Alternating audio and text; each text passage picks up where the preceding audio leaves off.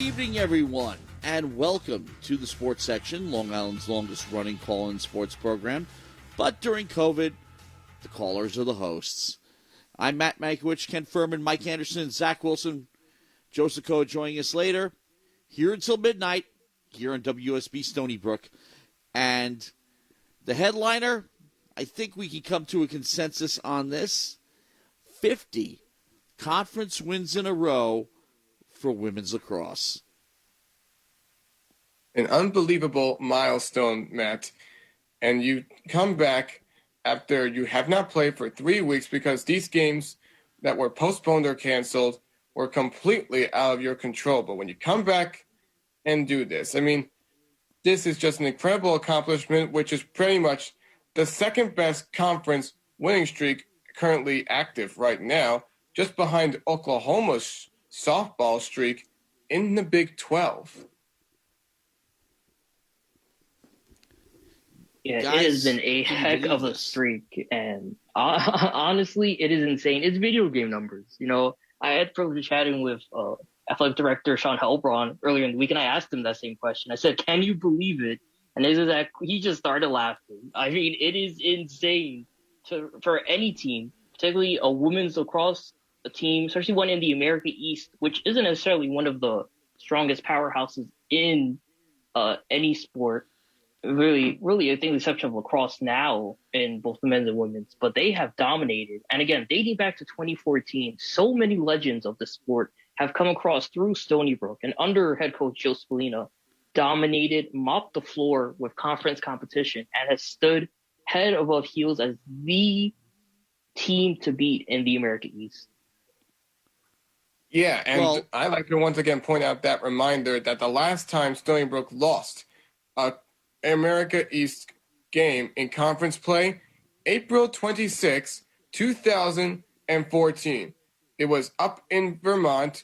Stony Brook was facing off against the Catamounts. The game went into overtime, and then they fell after both teams had 7 goals in regulation.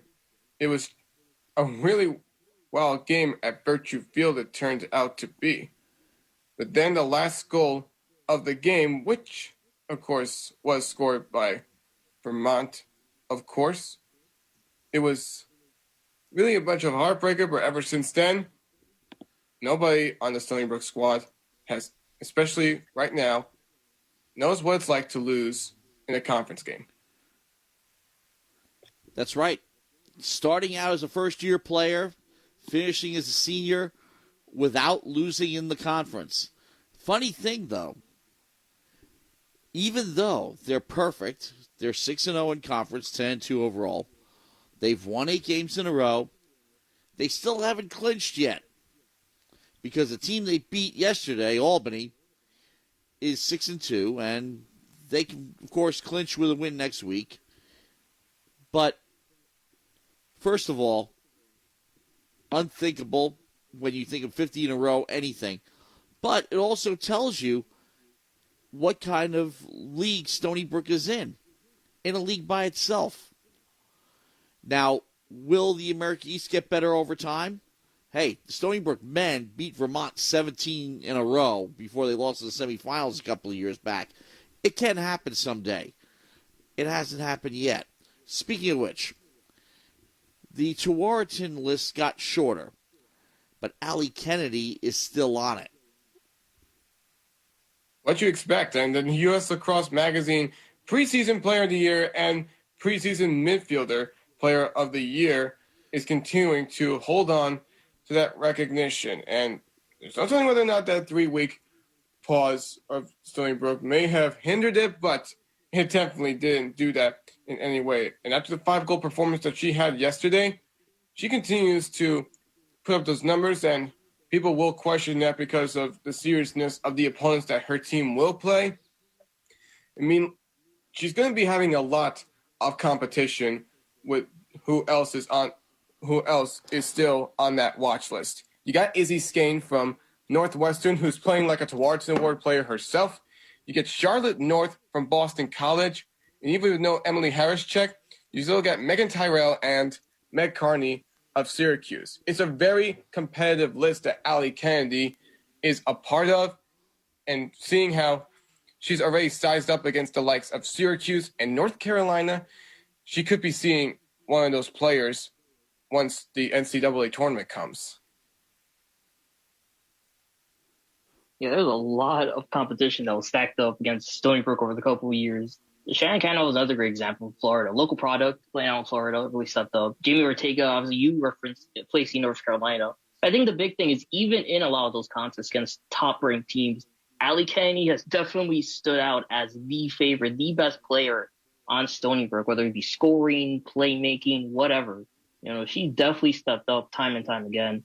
And one of the reasons why she's a top 25 scorer in this conference, despite missing the last 2 or 3 games along with the rest of the team. But again, she's had a phenomenal career and learning under the tree of the Courtney Murphys, of Kylie O'Miller, playing alongside Taryn O'Miller as that 1-2 attack punch. I mean, it's just a recipe for success. And Allie Kennedy has lived up to it and then some. A remarkable player and scorer and well worthy of the accolades she's been racking up in her career. And look what she has done ever since being under the wing of Kylie and Courtney. She has become the third best goal scorer in Seawolves history, along with being the third goal scorer as well for Stony Brook to ever hit that 200 goal mark, along with Kylie O'Miller and Courtney Murphy. You can really see how you learn from what Kylie and Courtney have done to make Stony Brook look like one of the best teams in the nation throughout the last few years. And now Allie Kennedy starting to lead that herself. Of course, we all expect this to be her final season, but still, this is a great way for her to go out. And going back to the topic at hand, winning 50 straight games. One player obviously doesn't make a team, but they do control the tempo, the team character, their key traits and qualities. And again, having those players like Kylie O'Miller, Courtney Murphy, Brittany Tesoro in between the pipes, Allie Kennedy now. It set that recipe for success that's been a key reason for why they haven't lost. It's because even with all the accolades, they just continue to pile on the scoring and the playmaking, and they just play their best lacrosse goal. They always go hard, 60 minutes a game. They could be up 15 goals and they're still trying to force turnovers, scoop up ground balls, win draw controls, etc. They just have that tempo where they are going to beat you for 60 minutes and dominate, and it has been that way now for the last several years. And with the way it's going, I would be shocked if it ends anytime soon. Yeah, we know what Stony Brook is all made of. Like, teams seem to have an edge against them, but then Stony Brook's able to stand back, just like we saw from them yesterday. So Stony Brook, coming off of their 3-week pause, they headed up to UAlbany, and some could have probably seen this as a trap game because we've all seen that UAlbany really has shown themselves to also be a great team in the America East behind Stony Brook. And throughout the first half, it really was starting to look that way because UAlbany was holding Stony Brook scoreless throughout the first 15 minutes while the Great Danes put up a trio of goals from their 3 best playmakers in Kyla Sapolsky, Katie Pascal, and Kendra Harbinger. But then it was a furious awakening on the Seawolves' part.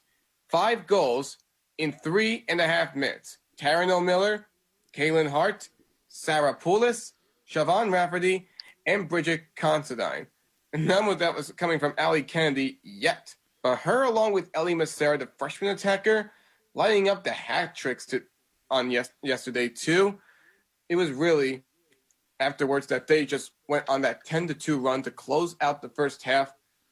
And then Stony Brook able to keep their lead by outscoring the Great Danes by 2 in that second half, after it looked like there were once again a few comeback attempts by UAlbany. Stony Brook never relinquished it. Karen also only needed to make 3 saves because of how exceptional Stony Brook was at being able to force UAlbany to 22 turnovers, as Stony Brook caused 10 of them.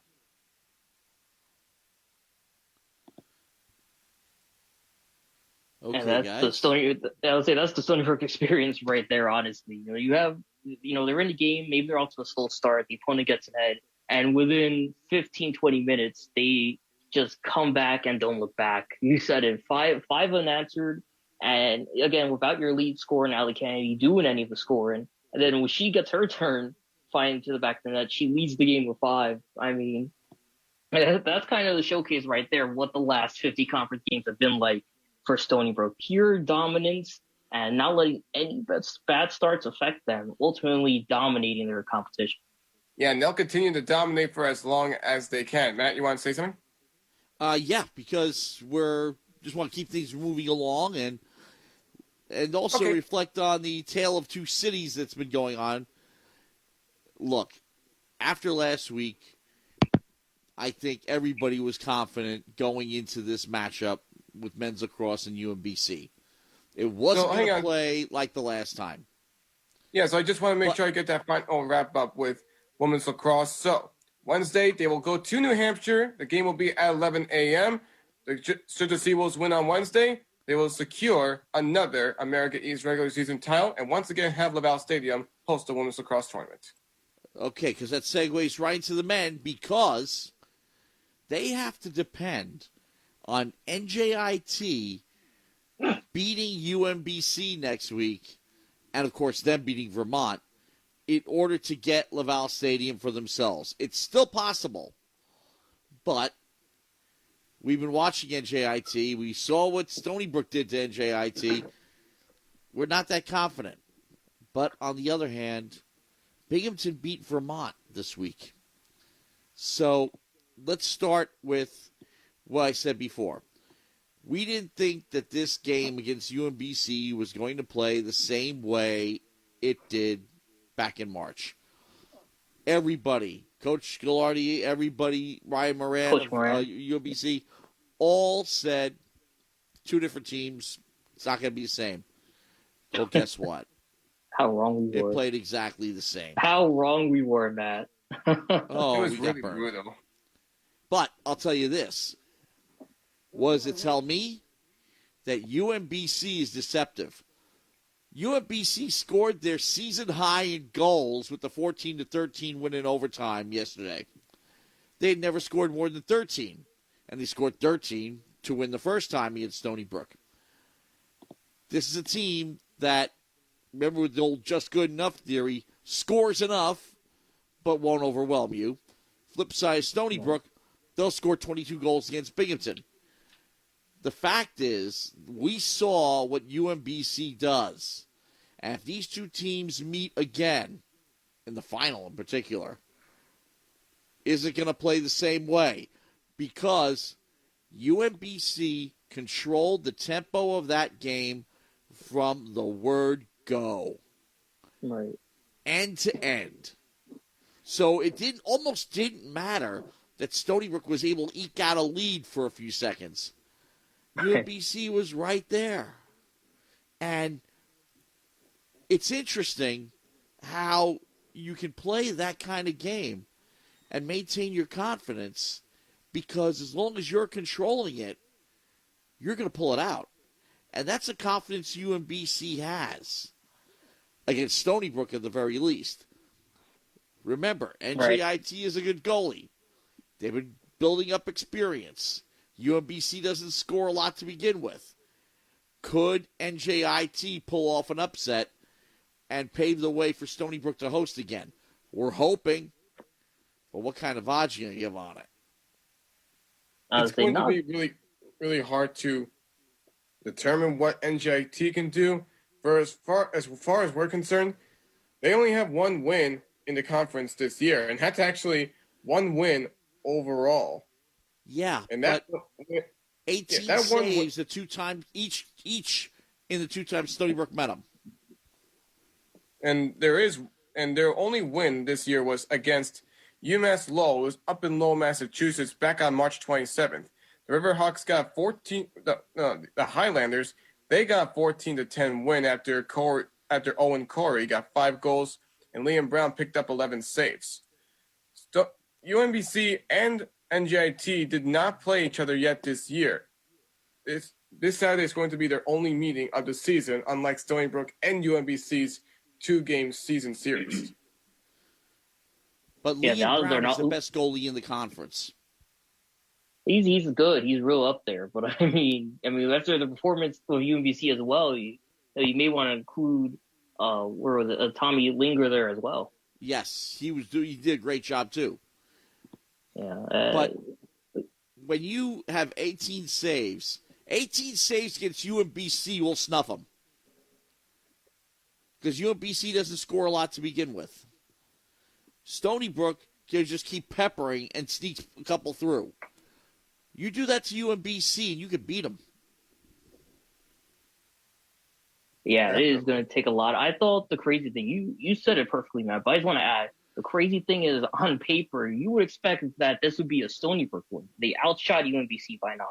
They had 5 more shots on goals. Save-wise, UMBC won that.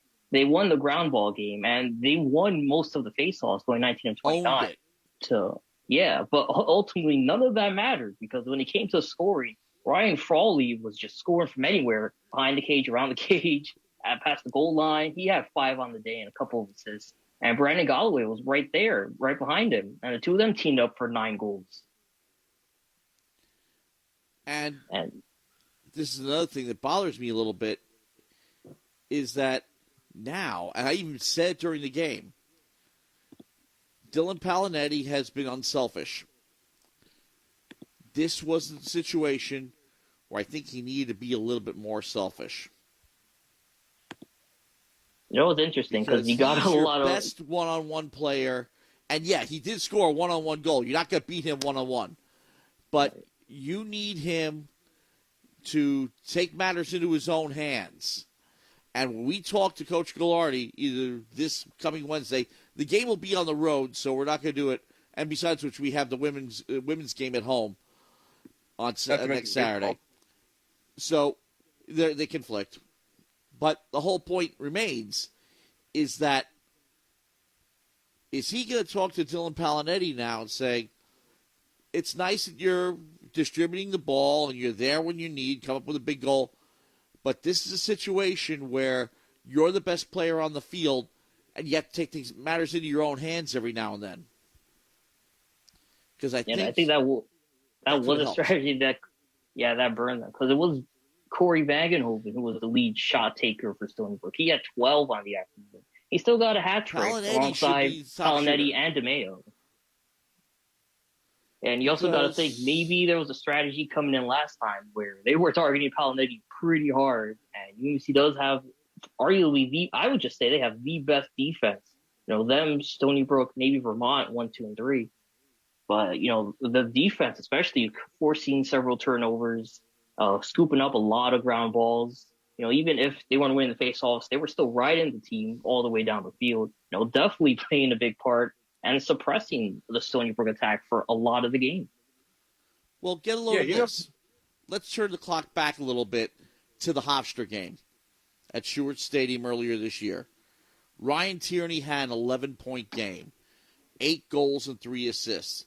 And this was a game where Hofstra needed all the firepower it could muster to take out Stony Brook because the score was 20-17.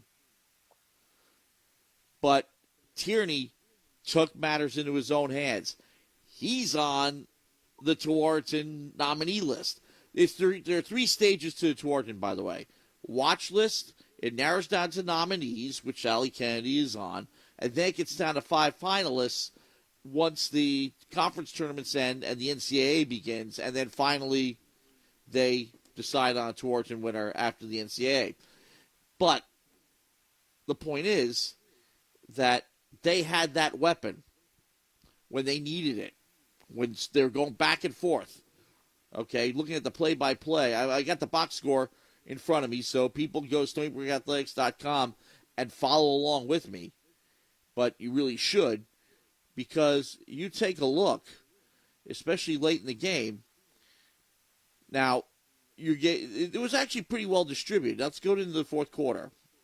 Mike McCannell was stepping up for the Seawolves, and Tierney and Alex Concannon, the top 2 scorers, contributed the scores that basically put the game away, because McCannell got within 1 goal, 18-17 with 3:04 remaining. So there you are. that Hofstra had the offensive weapons to put them over the top. Seawolves do too. The question is, they haven't really been challenged to the point where they had to use them. This is really the 2 games against UMBC are the ones where they did. And if they meet them again, I like to see what kind of plan is in place to get the ball into the right people. Yeah, that's a great point, Matt. But all that being said now, I think we should shift focus to the women's softball team. Yeah, I'll just get a little wrap up myself. So for me, my final key for Stony Brook going down the road, make sure no player has themselves a standout performance. And as Matt said, someone like Dylan Palinetti needs to be selfish once in a while. So Stony Brook meets Vermont on Saturday. Game will be at noon at Virtue Field. But before that, Vermont will have a Wednesday game as they take on UAlbany. So now we will segue over to softball according to our WSB Sports. Mike, lead us off. All right. So with all that being said, the women's softball team traveled up north to Orono, Maine this weekend to take on the University of Maine Black Bears, and they played well. They didn't play great, but they played well. They did their job. They entered play at 19-8 overall in the season, and they were unbeaten in the conference to that point. They were 5-0 against the America Eastern Conference opponents. So game 1 kicked off at noon, and it was a battle of the aces. Dawn Bodrig, who is having just an incredible season. She is dominant. She was lights out again on Saturday afternoon. She went up against Maine's ace, Kylie O'Donnell, and Bodrug did not disappoint. She pitched a dominant 4-hit shutout. She struck out 9. She lowered her ERA to 1.37, and she earned her 12th win of the season. Now, the offense for the Seawolves was not very good, but it was opportunistic. They only had 3 hits against O'Donnell, but, however, they also scored 3 runs. 2 of them were unearned. So, yes, they did not get a lot of opportunities, but when they did, they made the most of them. Catcher Jordan Nowakowski started the scoring by hitting a sac fly to right field. And then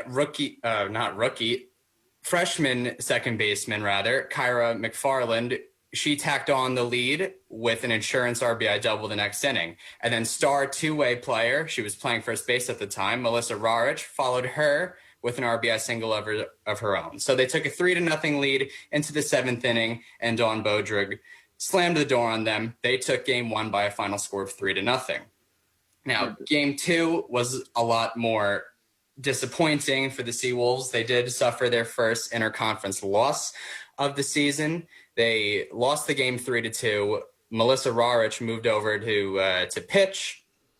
She pitched a complete game, and she pitched well, but she was let down late by her defense. She allowed 3 runs. Only 2 of them were earned. The unearned run was the tying run. Kyra McFarland committed an error on a ground ball in the bottom of the 6th inning that allowed the tying run to score and make it 2-2. And then in the bottom of the 7th inning, with the runner on first base, Jordan Nowakowski, the catcher, threw the ball into center field on a stolen base attempt, allowing the pinch runner to then get up and score from second and walk them off. So they split Saturday's doubleheader, 1 game apiece, and they entered Sunday, which is today, at 20-9 overall, 6-1 in the conference. They would look to take the rubber game of the series, and they absolutely did. They turned back to Dawn Bodrig, and Maine turned back to Kylie O'Donnell. Only this time, the bats were not exactly all that slow for the Seawolves. They were on O'Donnell. They got to her often and early. They scored 3 runs in the first inning. It was originally scheduled as a doubleheader, but a scheduling change turned this into a 1-game affair. So, as I said, the bats did come alive. On Saturday, O'Donnell pitched 4 perfect innings to begin the game. She retired her first 12 batters, but today, Jordan Herring greeted her with a leadoff double to begin the game. So Nicole McCarville, their shortstop, and Nowakowski both homered today, McCarville with her 3rd home run, and Nowakowski took sole possession of the team lead with her 5th home run. Nowakowski definitely made up for her game-costing error because she went 3 for 4 overall on the day. She hit a double, a homer, and drove in 2 runs. And Dawn Bodrig, again, was just lockdown dominant, pitched another complete game shutout. She struck out 13 and only walked 3 while allowing 6 hits. So after this series, Bodrig now sits at 13-4 with a 1.28 ERA and 174 strikeouts on the season. She has been spectacular. The Seawolves took 2 of 3 from the Black Bears and are now 21-9 overall, 7-1 in the conference. Well, here are 2 things that I would like to point out. First of all, I don't know if it's like a thing in softball, but I usually find it very surprising when a starting pitcher can get a starting job in back-to-back days. Yeah. Well, that's because the rotator cuff, which is at the top of your shoulder, it's the smallest muscle in the body. So it's actually unnatural for someone to throw the ball overhand. That's why so many baseball players have so many shoulder issues. So because softball players get to throw the ball underhand, they can throw more pitches, they can go longer, they can pitch 2 complete games in the same game. So a lot of times, they'll pitch back-to-back games. Kylie O'Donnell for the Black Bears, she actually pitched all 3 games of the series and got all 3 decisions of the series. She was the losing pitcher in game 1 because she took the complete game loss. Then in game 2, she came out of the bullpen and pitched a scoreless 7th inning. And then they won it in the 7th inning, getting her the win. And today they did plaster her, so she got the loss there. But yeah, I mean, that is an interesting thing with softball. When you got the talent too of a Don Bodrog or Melissa Rodriguez or for O'Donnell as well, those are 3 of the top 4 pitchers in the conference, including Courtney Coppersmith. I mean, those are arms you want to use every time you can, every day you can. Those are virtually automatic wins. And that's one of the reasons why Maine was able to get the first blow against Stony Brook in conference play was because of that excellent pitching performance in game 2. Yeah. And I do want to go back to game 2 for a second because there was a moment where the Seawolves really shot themselves in the foot. So they had a chance to sweep this series. They were up 2-1 before that error by McFarland made it 2-2. But in the top of the 7th inning, they had 2 runners on and nobody out. Runners on first and second and nobody out. Then O'Donnell came into the game in relief, and McFarland had a rough couple of minutes. After the error, she tried laying down a bunt, but she popped her bunt up and she bunted into one of the most flukish double plays you will ever see in your life. So she popped her bunt up, and the third baseman for Maine, Jasmine Gray, let the bunt drop in front of her, then turned around and got the lead runner out at third base with the shortstop covering. So they got 1 out there, but because the runners had to hold up because of the pop-up, the shortstop was then able to force out another lead runner at second base to turn the double play. But the center fielder was covering second base. So in the scorecard, it was a 5-6-8 double play, which I'm sure is the only 5-6-8 double play we're going to see in 2021. It usually starts the other way around. Yeah, absolutely. Yeah, center fielder picks it up. 6-5, you nail a runner trying to advance to third. That you can do. Yeah, absolutely. But you know what? I mean, it is a strange sport, baseball and softball. So, yeah, that's I'm sure that's a moment that McFarland would like to forget. But she can sleep soundly at night tonight, knowing that she had a much better game today. And as a team, they had a much better game. They shut out the Black Bears and they won 7-0 today. They only had 3 hits in game 1 against O'Donnell, and they had 8 hits today as a team. So much better showing today for the softball team. Some standout players from the series. So center fielder Dawn Bodrig, I'm an idiot. I'm sorry. So center fielder Jordan Herring, she went 4 for 10 in the series, and she had 3 hits today in the rubber game. She hit 2 doubles and drove in a run while scoring 3 runs overall in the series. Melissa Rarich, their star hitter, who came into the series batting .400, she actually had a down weekend by her standards. She only went 2 for 8 with an RBI in the 3 games. However, she was hit by 3 pitches, so she was on base quite a bit. Nicole McCarville, their shortstop, hit safely in all 3 games, one of the few to do that. She might have been the only one to do that. She only went 3 for 11, but she did hit a home run today, and she drove in 4 RBIs. And she also had their first hit on Saturday afternoon. And Jordan Nowakowski showed the ability to bounce back while facing adversity, which really is a big deal, as her game-losing error in Game 2 did not faze her. Overall, she went 4 for 8 in the series, and also had her own 3-hit game today. She drove in the first run of game 1 with that sacrifice fly that I mentioned, and she hit a double and a home run in game 3. She had 3 RBIs in the series, and she, as I said earlier, leads the team in home runs now with 5. She has more than Melissa Rarich, which is a big deal, I guess. It is definitely insane. You know, usually, especially with a power hitter like Melissa Rarich, just pure power. You know, her stance especially, you know, it's home run every time she's up there. And more often than not, she's getting on base. You know, to have an OPS of 1.1 is insane. In MLB terms, that's like Ronald Acuna, Mike Trout numbers. But for Jordano Witkowski, I think her presence, she's really an unsung hero on this team because she is a catcher and the battery mate for Dawn Bodrug and Melissa Rarich. So she's responsible for a lot of the success, or rather as much success in the catching department as Rarich and Bodrug are in the pitching department. Of course, she's the one helping decide what pitches are being thrown, location, things like that. Make sure no runners are trying to steal a base, which doesn't happen a lot when you have Melissa Rarich and Dawn Bodrug, who are so precise with their pitching. But she's had a great season this season, and home run wise, it's absolutely phenomenal. And she's someone who before that was purely really just a contact hitter, kind of just someone you stuck at the bottom of the lineup, hopes gets on base. But sure enough, she's really stepped up her game, getting those 5 home runs. And for Jordan Herring as well, round of applause for her, the all-time singles leader in program history earlier today. Yes, absolutely. Congratulations to Ms. Herring. And I do totally agree with you, Ken. That's a great point that Jordan Nowakowski is like a silent star on that team. I mean, she caught 2 masterful games from Bodrug this weekend. And really, I mean, every time the 2 hook up, they combine for a great pitching performance. Now, her really her only bugaboo is that she has struggled throwing out runners this year. Base stealers came into this series 29 of 30 against her, and then obviously she had that throwing error, but she's doing just fine on her own. And, you know, just a testament to her power and Nicole McCarville. Those home runs were both to right center field, and they're right-handed hitters. Those were bombs against a good pitcher. Those were bombs. So credit to them. They deserve the win. They deserve the bounce-back performance. We're happy for them. They took 2 out of 3. They are now 21-9.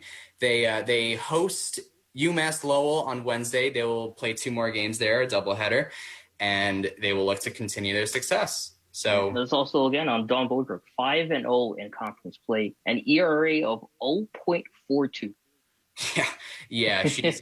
You want to talk about video game numbers? Take your pick between Melissa Rarich, Dawn Bodrug, who again has no hitter on the season, 2 in the last 2 seasons. Yeah. Who was that again? She hits Seton Hall, was it? Sacred Heart. Sacred Heart. Okay, yeah. And then, by the way, I do just want to summarize Dawn Bodrug's stats from this whole series, her 2 complete games combined, because it's just ridiculous. 14 shutout innings, struck out 22 batters, only issued 4 walks, and allowed 10 hits. Okay, she carried that team. The Black Bears didn't stand a chance when Dawn Bodrug was in the circle for them.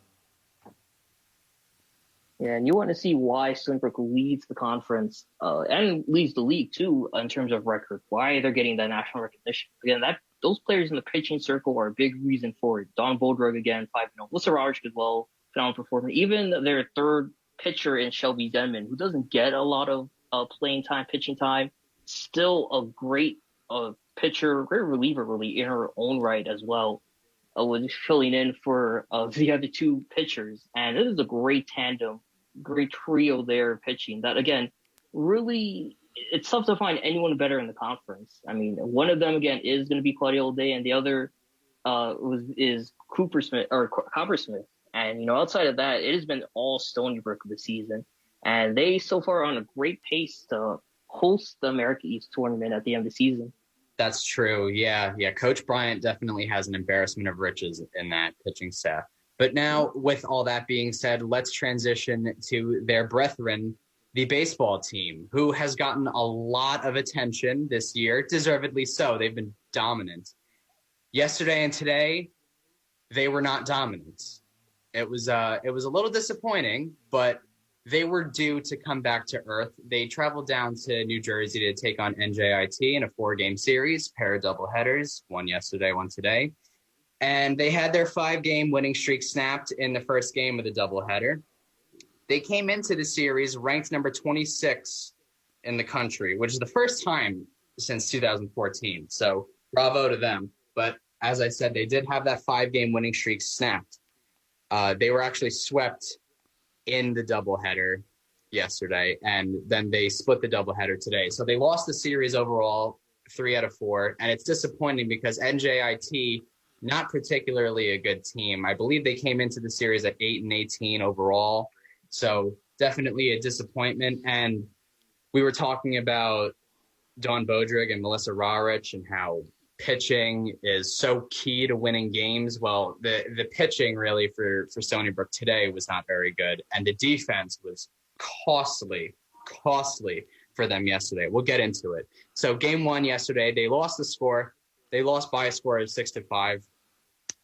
Now, Saturday's doubleheader was an interesting one. They played the doubleheader at Joe Nathan Field, their home field, but they were the road team. They played. When is the last time you've seen that? Ever. Yeah, we played 2 road games at home. That's the Jets and the Giants play one another. I am kind of getting a funny feeling that that little switch may have been a factor because they're not used to being put in a position like that at Joe Nathan Field. I mean, who knows if they'll be put in that type of position if they have the top seed in the American East tournament in late May. But this just seemed a little odd to me, and I got a feeling this may have led to a loss. It's not as unusual as you think. In postseason, that means American East Tournament, NCAA Tournament, especially on neutral site. They flip back and forth all the time. Stony Brook could host, for example, at Joe Nathan Field, but could actually be the road team in certain contests because of the way things alternate. And depending on seedings and stuff like that. Yeah, so and we did see it in Major League. It can happen. We saw it a little bit in Major League Baseball last year because of how the pandemic changed the rules. Like one oddity last year was Ahmed Rosario, the shortstop of the Mets at the time, hit a walk-off home run off of Aroldis Chapman at Yankee Stadium. And you can't hit a walk-off on the road, but the Mets were the home team in a road stadium. So that's how that worked. You know, another comparison would be when the Jets play the Giants, there has to be a road team. So that one road team will get 9 home games for the year. Last time it was the Giants. 2015, it was the Jets. But anyway, so yes, that doubleheader was played at home as the road team. And, so we'll start with this. Sam Turcotte, their ace, he made his 59th career pitching appearance on Saturday. That matches Tom Kohler for 9th most in program history. That is great company to be with. Yeah, Tom Kohler, of course, pitched for the Marlins and the Dodgers in the major leagues. So go ahead, Matt. Career. Yeah. But the important thing here is that Kohler did as a starter. Yeah, that's true. Yeah, Kohler was fully a starter. Sam was added to the rotation, in his 3rd year? He's a senior right now, yeah. So anyway, behind Turcotte, they really they kind of let him down, but only on one play. Now, don't let the stat line fool you. Sam Turcotte did not pitch well, and it's a rarity because he always gives them his A game, but this particular game, he did not pitch well. So the Seawolves actually started the scoring. They scored 4 runs in the top of the 2nd inning. Shortstop Stanton Luthner, he singled home a run, and then superstar Evan Jordano singled home a pair. Then after him, Chris Hamilton punctuated the scoring with an RBI single of his own, and they led 4-0 heading to the bottom of the 2nd inning. But in the bottom of the 2nd inning, lightning struck twice, something that never happens ever. Chris Hamilton made his 9th career error. Only the 9th error of his career. He's so sure-handed. He went his first full 2 years without making an error. He made his first error of the season, and that opened the door to let 5 unearned runs score. Now, again, don't be fooled. Sam Turcotte allowed 5 runs, and 0 of them were earned, but he did not pitch particularly well either. They got a lot of bats on his pitches. They put the ball in play a lot. They scored those 5 runs, and after putting up a 4 spot, all of a sudden Stony Brook was trailing 5-4. Turcotte only lasted 2 1/3 innings. His ERA actually did go down, benefit of the error, but he ended up going on to lose the game, and he fell to 5-2 overall in the season. Now, one bright spot was Josh O'Neill, who pitched well out of the bullpen for them. He went 3 2/3, got them 8 outs, and he only allowed 1 earned run on 2 hits and struck out 5. Now, as we said, I think that's important too, because going in, talking about last week, how really the main pitchers that have performed well has been the starters, and then you got a Kyle Johnson for that as well. Outside of them, no one has really stepped up. But we saw there on Saturday, Turcotte got roughed up.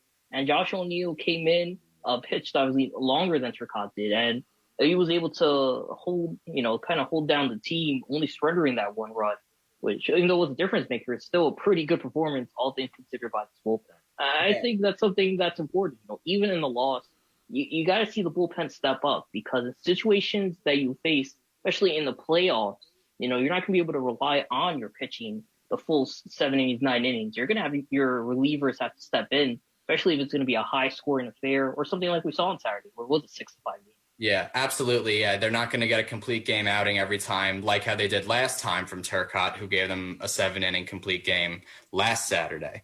But anyway, O'Neill did keep them in the game. He only allowed the 1 earned run, which was on a home run.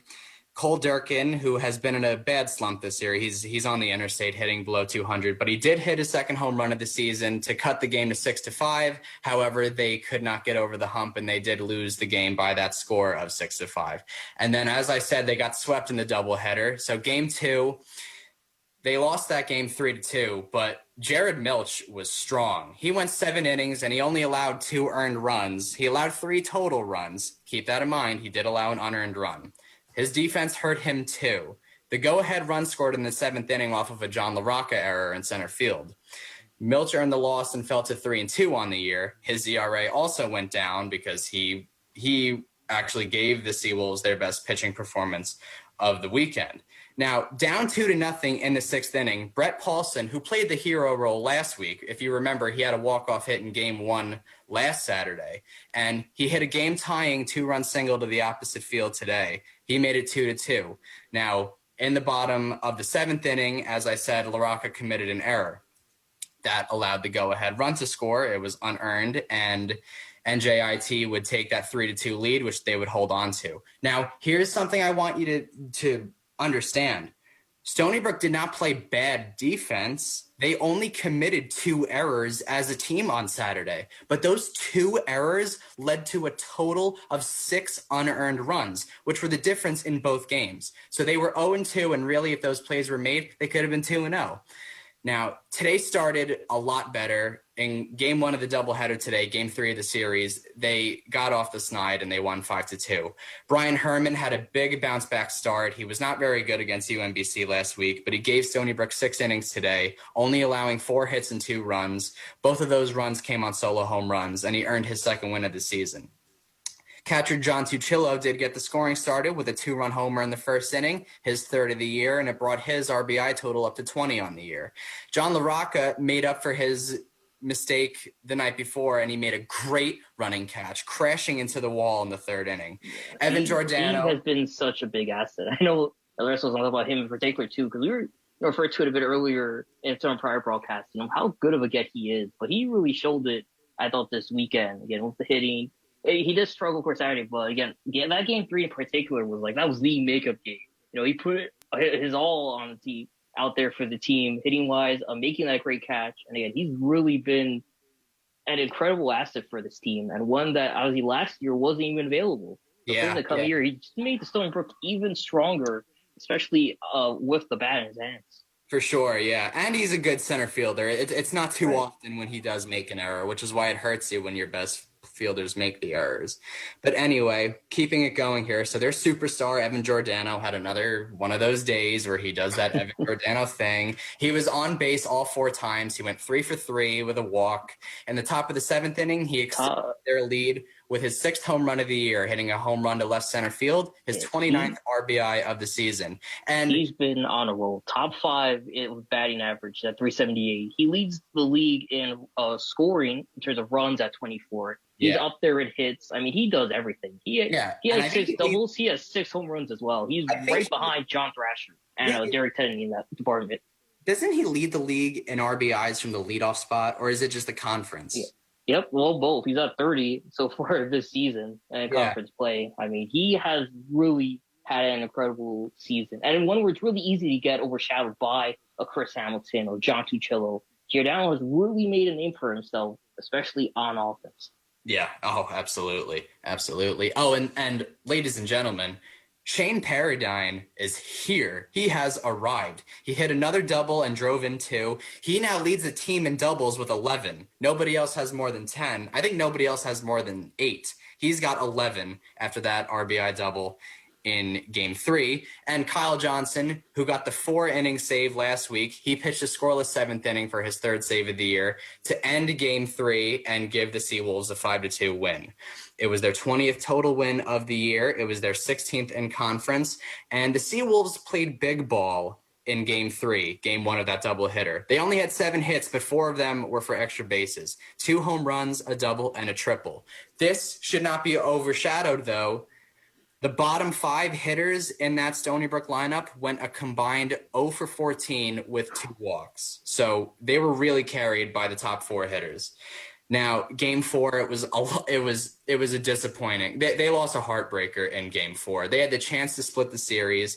Nick DeGennaro, the hard-throwing righty, started Game 4 for them, and he just got hit hard by the Highlanders.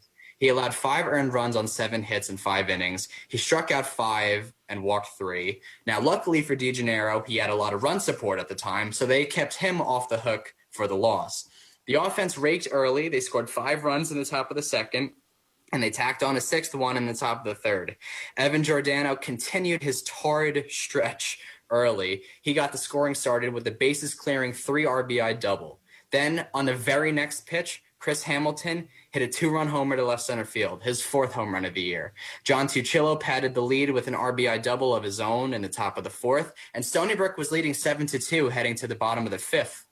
Now, the wheels kind of came off for DeGennaro. He allowed 3 more runs in the bottom of the 5th, and he was pulled after that. So Kyle Johnson, who already pitched in the first game of that doubleheader, warmed up again and was brought in relief again to start the 6th inning. Now, that's a bold move made by Matt Sank, and most of his bold moves work, but this one came back to bite the Seawolves. The first 2 batters Johnson faced took him back-to-back. They both hit home runs and tied the game up 7-7 in the bottom of the 6th. Now, Shane Paradine showed up. He continued to rake.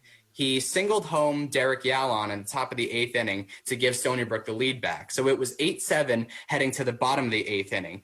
And by that point, Ben Farrow had entered the game. He made his season debut yesterday, and he pitched his 2nd game today. And on the first pitch he threw in the bottom of the 8th inning, Jared Donnelly, NJIT's 3rd baseman, took him dead center. And they tied the game again, 8-8. Jared Donnelly, it should be noted, came into the series with 0 home runs and hit 3 home runs in this series. So hats off to that young man. He had a great series. In the bottom of the 9th inning, they loaded the bases. NJIT loaded the bases, and Adam Erickson came in to relieve Ben Farrow. He got a strikeout, but then he threw a wild pitch to let the run score from 3rd, and that was, of course, the walk-off run. So NJIT took that game by a total of 9-8, and they took 3 out of 4 from the Seawolves. So with the loss, Stony Brook fell to 20-11 on the season, and now 16-4 in conference play. Okay, so now we have to look ahead at what's coming up for the Seawolves, and is there anything a future opponent can take from this weekend that the Seawolves had? I'd rather them deal with this now than in the postseason, obviously. Let them hit a bump in the road. Let them get their act together. Fine with me. Binghamton this weekend. NJIT at home, even though they already did play a couple of games at Joe Nathan Field. But the weekend after that. On paper, UMBC, they're at home. And at Binghamton to finish the regular season. Yeah. Now, they have a nice lead in the conference, but is there anything an upcoming opponent can gather from what NJIT did to them, or is this just a little bit of a bump in the road for them? Yeah, it's a great question. I think for, especially today, number one was obviously you got to match the offensive output that Stony Brook delivers. Right? We saw it last week with UMBC as well. well, you got to match the offense, okay? When Stony Brook puts up 4, you got to respond with 4 or 5 runs. And NJT did that yesterday afternoon. Today, I think a big factor was the bullpen. Again, for Stony Brook, the wheels kind of came off there, especially game 2. We're using Kyle Johnson. A, he wasn't obviously at 100% rest. B, he wasn't at obviously you're getting a second or third look at your relievers. So statistically, you're going to have better odds that you're going to get a hit off the pitcher. That's just common sense and obvious data. And for NJIT, their bullpen held up for a lot of the weekend series. Yes. When the starting bullpen, when the starting pitching went out, the bullpen held it down. I mean, just in game 2 today, they only allowed 1 run in 5 2/3 innings of work. Yeah, that should be duly noted. And keep in mind, the only game that they won this weekend, Stony Brook I'm talking about, Brian Herman gave them great length. They only had to get 3 outs in the bullpen. So right now, if you really want to mask your flaws, every starter is going to have to give them length. DeGennaro is going to have to do better. Sam Turcotte's going to have to do better, which he is very capable of. They're all capable Stony Brook has a history of doing that. Yeah, absolutely. They do have they definitely have a history of doing that. Yeah, they got a history, but number one should be you got to have a bullpen to back up your starters. I mean, obviously you're not going to get blessed every week where your starter's going to be able to go 5, 6, 7 innings as we saw this weekend. Especially come postseason time, you can't just rely on your starters to do perfect games, or rather complete games. Kyle Johnson is forgiven. He gets a mulligan. He'll bounce back. Definitely he'll bounce back. All right, but there's still 9 other guys. I will never forget what he did last weekend against UMBC when coming in relief of Jared Milch, where there was a man on first and third, nobody out. He manages to get through, just like Don Bodrick did this weekend when the bases were loaded, and then not allowing a single hit of his own to preserve Stony Brook's win. Yeah. He'll be back to that form. Dawn Bodrick's thing was amazing because she pulled off the Houdini act. She loaded the bases with nobody. Yeah. This exactly reminds me of what Luis Severino did in the 2019 ALDS in Game 3 against Minnesota when he let the bases loaded and then got out of that freaking jam. Yeah. Yeah, absolutely. Now, let me give some shout outs to some of the standout players because the offense was pretty good for the Seawolves this weekend, and there are some guys who should be duly noted. It's like that every weekend. As I said, it's tough to outscore these guys. So as I said, Shane Paradine has arrived. The sophomore at DH and catcher, he continues to rake. He had a career high 4 hits in game 2 of the series and game 4 of the series, game 2 of the doubleheader today. He went 7 for 12 this series with 2 doubles and 3 RBIs. And over the last 2 series, so versus UMBC and NJIT, he's 13 for his last 26 with 3 doubles, a home run, and 6 RBIs. He has raised his batting average from 242 all the way up to 315. Ladies and gentlemen, he's here. Now, that's a good sign, too, for Stony Brook. I still can't believe he's a sophomore. I know. And you got a great catcher starting a lot of the games as well in front of him. So, obviously, to be able to kind of transition from Tuchillo to Paradine, again, only strengthens the Stony Brook team in the future when you see that big transition from a lot of the graduates they got on the staff now and to seeing the future of this team. For sure. Yeah. And then they got a freshman starting in left field, Evan Fox, and he's not exactly hitting that well, but he is getting on base for them. So that's a good sign too. Now, of course, we have to give the weekly shout out to Evan Jordano, who went 6 for 14 in the series, hit a double, hit his 6th home run. He walked 3 times and picked up 6 more RBIs. Ridiculous. John Tuchillo hit safely in all 4 games. He went 5 for 18, which is not very impressive for one series, but he did hit 2 doubles and his 3rd home run of the year. So he hit the ball hard and he hit the ball far, drove in 3 runs overall. And Chris Hamilton, he was a single shy of the faux cycle today. A real cycle is when you hit a single, double, triple, and a home run in one game. He had the chance to do that in one day across two games. However, he fell the easiest leg of the cycle shy. And in game 2, he had, was it 4 hits? 4 hits. He hit 2 doubles, a triple, and a no. Okay, he had 3 hits in game 2 of the doubleheader. And the sack fly. He hit 2 doubles and a home run, and he hit a triple in game 1. Overall in the series, he hit safely in all 4 games. He went 7 for 18 with 2 doubles, a triple, and his 4th homer of the year, and collected 3 RBIs. So Yeah, when you're looking at the end of the season, you're trying to find your offensive player of the year. You got two top tier guys, I think, in Jordano and Hamilton, but Hamilton especially, because year in and year out he produces at a high rate, and you look at the numbers, and he is statistically in the top 5, top 10 in batting average, doubles, heck, even triples. RBI, slugging. He's there. He's incredible all around talent. Yeah, big man can move, and he's short-handed. It's unfortunate that he made that error, but he'll bounce back. Now let's kick it around to women's soccer. So I'll just put out this last statement as well. So with that, Stony Brook baseball is now 15-4, but they still have a huge stronghold for first place in the American East. They will take that to start May next weekend back at Joe Nathan Field, where they will finally be a true home team this time, hosting the Binghamton Bearcats. So we will now indeed get down to women's soccer, and we will start off by acknowledging from last week they were the American East champions. We finally know who they draw. It's their third straight time that they play a Big Ten opponent in the NCAA tournament, but this time, instead of Penn State, it's Ohio State. The Seawolves have a date with the Buckeyes in North Carolina. Yeah, that's something, again, where I'm always excited to face a team, especially of that strength, that caliber. Deep down, they were so happy that it wasn't Penn State. Let's just call it how it is. And it's going to be another test. It's not going to get any easier that you go from Penn State to Ohio State. Especially in the Big Ten, they score a lot in every sport they play in. Right? It's not a secret. Soccer as well, they're one of the better scorers in the conference. And interestingly, OSU didn't win their conference tournament. In fact, they lost to Rutgers, but earned the at-large bid. So they rely a lot on the boot of Emma Sears, who has 6 goals on the season, 14 points in total. And their biggest strength is really in the second half. They have, I believe it was 9 first period goals, but 21 second period goals.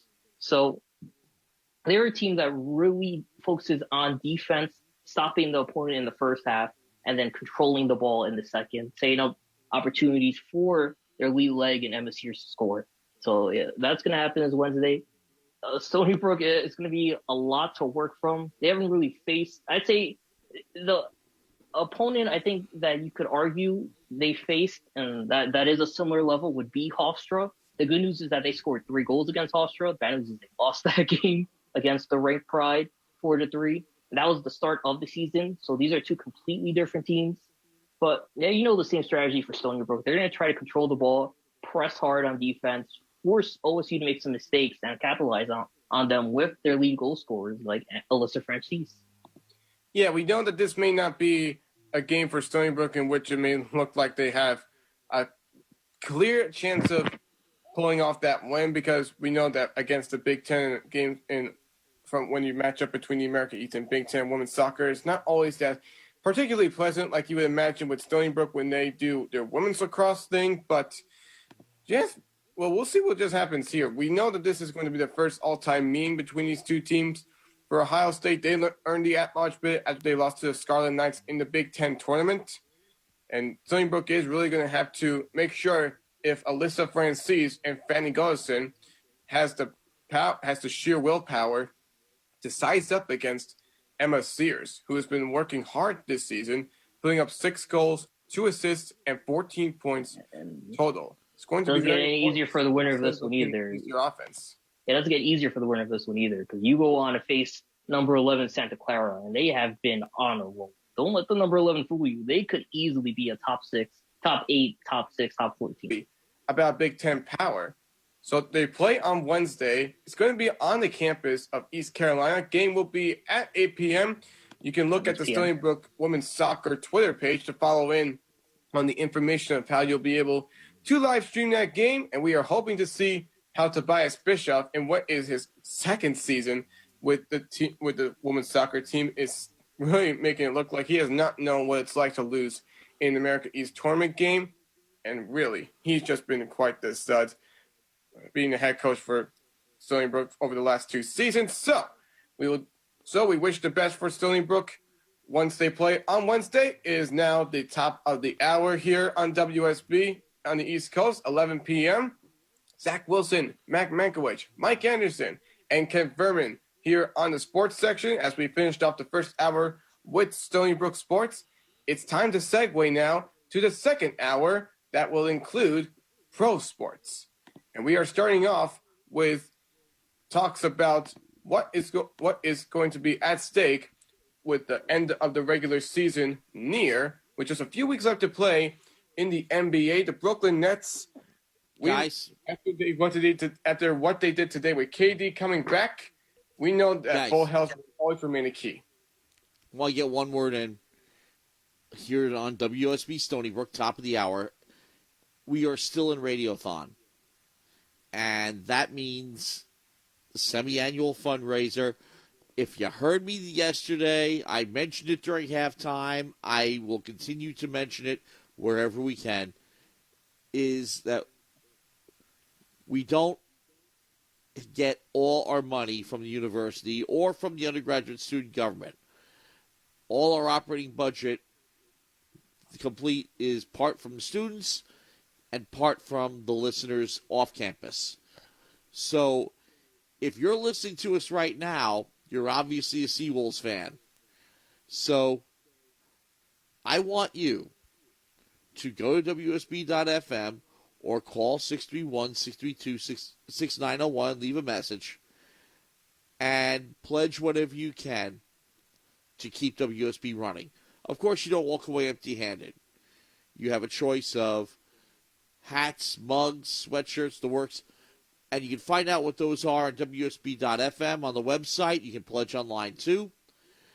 And the most important thing is you contribute whatever you can. Much better to have 100 people contribute $10 and one person contribute $1,000. So that's what we're looking for, as many people who can help as they can. We know we've all been through it. We're not even in the studio ourselves right now. We know what the issue is with the pandemic. But those of you who have a couple of bucks burning a hole in your pocket, well, maybe you can send it our way. Okay, Zach, go on. All right, thanks, Matt. So as I was saying before, and with Joe Soccoa on the air with us as well. Joe, thank you for joining us tonight. We were just about to discuss what we plan to talk about to start off the top of the hour, the Brooklyn Nets in the NBA. Health really has shown to be affecting them quite this year. And after what we've seen from KD coming back today, putting up quite the fire with Kyrie as the Nets getting down to business, winning 3 of their last 4 games against Phoenix, Boston, and New Orleans while dropping a loss to Toronto. What do you think is the state of mind? Because lots of people around the nation are starting to get a little mixed about what is going on with how the Nets can react to how they play the last few weeks. They have really gotten off to a heck of a start since the All-Star game. And we're going to talk about the Knicks soon, and those two teams have really looked dominant in the second half of the season. And for Brooklyn, I think there was a lot of questions. I definitely questioned them, and we all did after last week. Those losses to Philly, the Lakers, those are teams that you're ideally going to see in the playoffs if you're Brooklyn. And to drop games to them, I know it puts them in check in terms of where they rank. So for them, again, they dropped the game against Toronto, which wasn't great, but I think they responded well, beating New Orleans, Boston. And I think the big win was against Phoenix, who was just as hot as the New York basketball teams. But I think big reason for that, you can really credit to Kyrie Irving. He really stepped up, especially today, commanding the team. And again, the injury bug has been a question for sure, but KD coming back, dropping 33 points off the bench is just phenomenal. And it kind of leaves the worries for Brooklyn in the sense of they're still going to be a top 4, realistically top 3 team. But again, you want to have a chance at hosting as many postseason games as you can, especially in this weird new era of basketball, where there's so many uncertainties about what the future holds. Well, look, NBA fans can ponder all they want about saying that Brooklyn is looking inconsistent, but the very downward point of it is that Brooklyn owns sole possession of first place in the Eastern Conference because Philadelphia has even coughed up most of their games recently, and it's because they're also having an injury bug too. Ben Simmons been out for a little while because of an illness.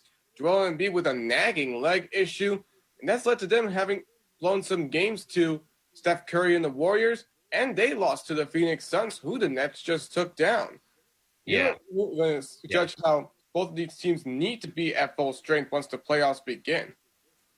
Well, the Nets have beaten the Suns twice now with two different casts of characters. I mean, the first time they beat the Suns in Phoenix when they had that undefeated West Coast trip, and they beat them with just Harden. Kyrie probably didn't feel like showing up for work, I think, was the issue, and Kevin Durant was hurt. And well, then that today, was some freaking comeback, you got to imagine, because it really did look like they were going to get slaughtered, but then James Harden picked up the slack and said, hey, I know we are shorthanded, but come on, we still got a chance. Yeah, absolutely. Yeah, Harden has made his teammates better this year, at least in Brooklyn. But then today, of course, it was the 7-11 duo. Harden has been shut down until the postseason because he suffered a setback during the week with his hamstring. Probably because Steve Nash was playing him 42 minutes every single game. But hey, whatever. Hindsight's 2020. I mean, yeah, but before that, at the Rockets, he was the Iron Man. Harden rarely went down before. So, it's definitely a bit concerning where he is getting shut down. It's the right move for sure. And you're right, the workload has increased dramatically going from Houston to Brooklyn. You're on two opposite spectrums there, especially in terms of success. But again, it's still cautious, and the Nets aren't out of the woods yet. Because that means you're heading into a postseason where your big three has only played a combined 7 games with each other on the season. Yeah. And already a bridge season. Yeah, and I don't even think that the record is that good together in those 7 games. So they're gonna be lacking a lot of cohesion when they go into the playoffs. Luckily, of course, they won't be playing a great team in the quarterfinals, so maybe they can use that as almost like a practice round just to get some coordination between the three of them together. But I digress. I actually want to dispute a point that you made, Ken, earlier. So you were talking about how the Nets had lost to a couple of good teams, the Lakers, the Sixers. Overall, this whole season, the Nets have been beating the good teams. They've been really beating the good team. They did beat the Lakers earlier this year. If you remember, that was the game where Kyrie Irving was trash talking LeBron because LeBron missed the technical free throw, and he said, "Oh, that's y'all best free throw shooter." But the Nets have been beating good teams this year. The Suns, this is the second time now, and the Suns are 42-18, 42-19 now, I guess. And the Nets are 41-20. The Nets are 41-20. The Nets, without their whole team healthy, are still a great team. They're a great team. They're horrible defensively. Yeah, 119 points to the Suns is guaranteed. So, it's not like they were on their worst behavior today defensively. But either way, Kevin Durant's going to roll out of bed and get you 30 points. So if he's healthy, I see no reason why they wouldn't come out of the East this year, okay? I don't care about Philadelphia. Joel Embiid is always hurt. Ben Simmons can't shoot. I don't know if the other guys can handle. I know Danny Green can handle the pressure. He's been on a couple of finals runs, but I don't know how Seth Curry's going to handle it. I don't know how Tobias Harris is going to handle it. But I know for a fact that Kyrie Irving is clutch. James Harden, he's not as clutch in the playoffs, but James Harden is clutch. James Harden can help lead you to a win. If you need him to steer the ship, he absolutely can do that for you. And Kevin Durant is the best player in the world when he's healthy. He's the best player in the world. He had 33 points on 21 shots today. I don't know how he's literally video game numbers. Oh, and they have Joe Harris, who's shooting a career-high 48% from three-point range this year. Just thought I'd throw that one out for you. And also Landry Shamet's red hot from outside the arc. They're getting Tyler Johnson back. They got Tyler Johnson back. They've got Bruce Brown, who's a decent little scrappy player. Blake Griffin's playing well. He doesn't look like the Blake of old, but Blake Griffin is a good role player for them at this point. Yes, their defense is exploitable. But how are you going to outscore the Brooklyn Nets? I don't think you can. Biggest mystery of the world. So, Matt, you got a problem? Can I actually just jump in? You absolutely have to. Go ahead, Joe. Can I jump in? Can I jump in on this subject? Because listen, many people know that I'm really not that big into basketball anymore because ever since the game changed, I have just had more of a dislike to it. And part of the other reason why I have a dislike to it is the fact that you have these superstars conspiring with one another to make these super teams when which I have to say, and I fight with a buddy of mine all the time because we always go back and forth about who's the better Garden team, the Knicks or the Rangers. And I always am giving him crap about the Knicks and stuff like that. But the one thing I do have to say is that, yeah, the Nets it's all incredible stuff. They're looking great, blah, blah, blah. But again, this was a bunch of superstars that decided to form together and come over to Brooklyn and do all these things. Meanwhile, the Knicks are on a 9-game winning streak, and they're doing it with a lot of homegrown talent. I mean, that to me is more remarkable than the Brooklyn Nets would ever be at this point. And again, I am not a Knicks fan. I am not a basketball fan, but based on what I've seen and how this game has changed over the years, I just firmly believe that it's remarkable to see. And look, no matter which way you look at it, the New York sports scene benefits when the New York Knicks are the back pages on a nightly basis. Well, the whole NBA benefits. That's absolutely true. Hold on. Go ahead, Matt. Okay. What I was saying is that, yes, you have to outscore your opponent to win. Okay, fine. My point is that a good defensive team can hold the Nets down. It's the old good pitching beats good hitting. Good defense beats good offense, particularly in the playoffs. The game is different in the playoffs. That's the thing that concerns me with this Nets team.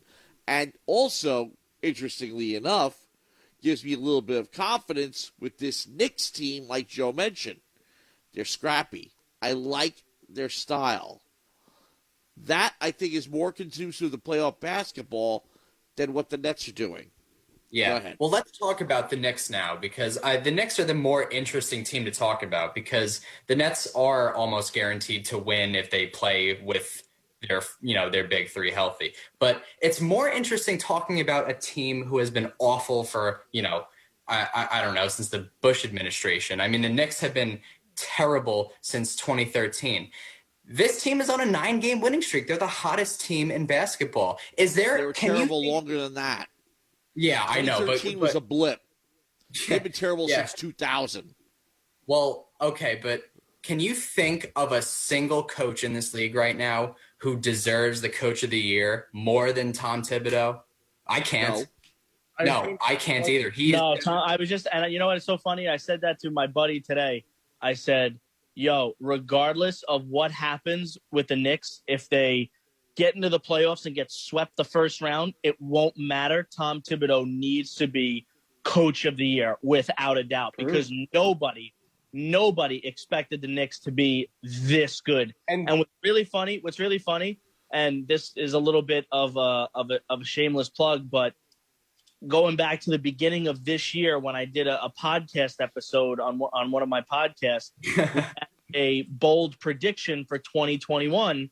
And I literally said in that podcast, I go, my bold prediction, I said, is the New York Knicks are going to be better than many people think.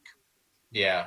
Well, that is not the only NBA award that the Knicks can harbor this season, because another award that I am seeing inside that Mahoney is sure to agree with me, most improved player, and Julius Randle 100% fits that category, because what he has been proving to be as the main catalyst for the Knicks is a really big deal.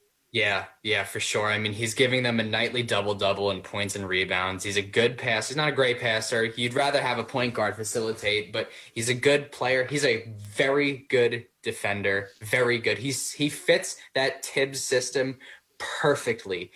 That was the perfect hire when you have Julius Randle on your roster. And, I mean, he's really, carrying. He's not carrying. He's getting some help from RJ Barrett and Derrick Rose, but overall, he's carrying that Knicks team. You could make a case as like a dark horse MVP. Because when you think about it, every MVP candidate this year has been hurt. Kevin Durant, LeBron James, James Harden, really the only ones who have been fully healthy this year are Chris Paul and Julius Randle, right? I mean, I don't think Luka Doncic.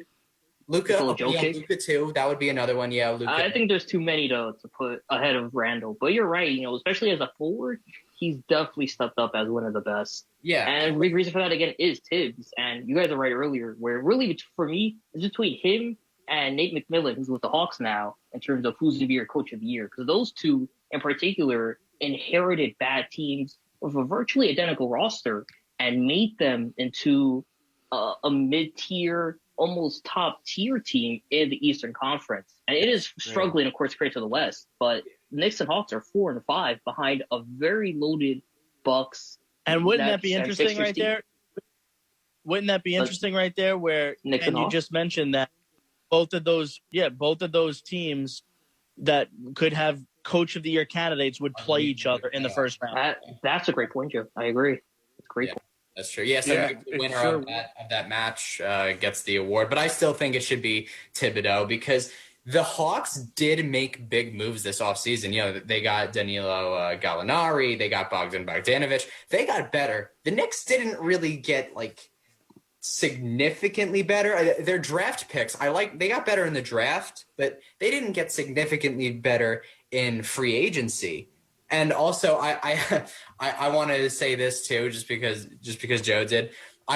Before the season started, I was sparring with one of my friends about basketball, and he's a Knicks fan, and I was saying nah, dude, I think the Knicks can get the 8th seed this year. I'm serious. I think the Knicks can get the 8th seed. I feel like both a genius and an idiot because they're double that. They're the 4th seed, but they are in the playoffs. So, I don't know if I did this yet, but I do want to apologize to the Knicks and also Jim Furchland, Jim who said the Knicks will get 30 wins, and I actually laughed at him.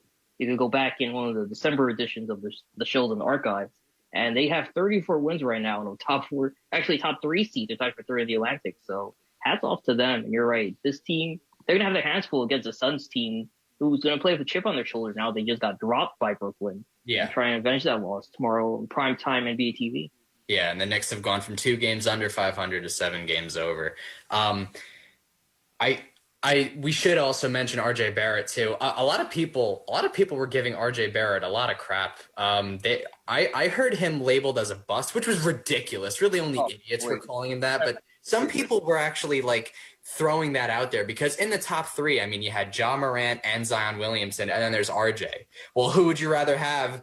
Pick 2 players out of those 3 that you would rather have, and then RJ Barrett would obviously be 3rd on everybody's list. But RJ Barrett is really coming together. He dropped a double-double too. I think he had 12 rebounds and 25 points in their last game. RJ Barrett is playing some outstanding basketball on both ends of the floor. Well, a big reason, again, for their success as well has been that guard tandem. RJ Barrett, Manuel quickly coming off the bench, Derrick Rose, who, again, has that career resurgence under the tip system, all really thriving over the past couple of weeks and been a big reason for that win streak. In today's win, for example, they shot 56% from the floor. That included 16 threes. Yeah. So when you're able to not only shoot and get open, obviously, but do it consistently throughout the entire game against an admittedly good defense team like Toronto, obviously, because you're not beating the Nets with bad defense most of the time. So to do that as well, it really shows a message that, hey, the Knicks are legit. There's a lot of bad teams that are going to eke in the playoffs. The Knicks aren't one of them. Hawks as well. Knicks especially aren't one of them. As of now, you could really make the case they are the hotter team in New York. And if they ride this wave till the end of the season in a couple weeks, they could somehow prove themselves as a dark horse to go to maybe the semifinals or conference finals, a la a New York Islanders team that they did last season in the bubble. I wouldn't even consider them a dark horse. I would consider them a favorite to get. I mean, the semifinals is only the second round of the playoffs. I would consider them well, you mean the conference semifinals? Yeah. And if the playoffs started today with the semifinals, then it would be Brooklyn and New York in that category, with the Nets having the more games in a 7-game series. So that would really be the most entertaining matchup series to watch before the NBA Finals. Yeah, and it should be noted, too, I mean, the Nets swept the Knicks this year. They beat them in all 3 games, but the Knicks played 3 outstanding games against the Nets this year. That defense was very good. It wasn't good enough. It's hard to be good enough against that Nets offense, but that defense was good against a great Nets offense. Having said that, they never had to face the big 3. It was always Kyrie or KD.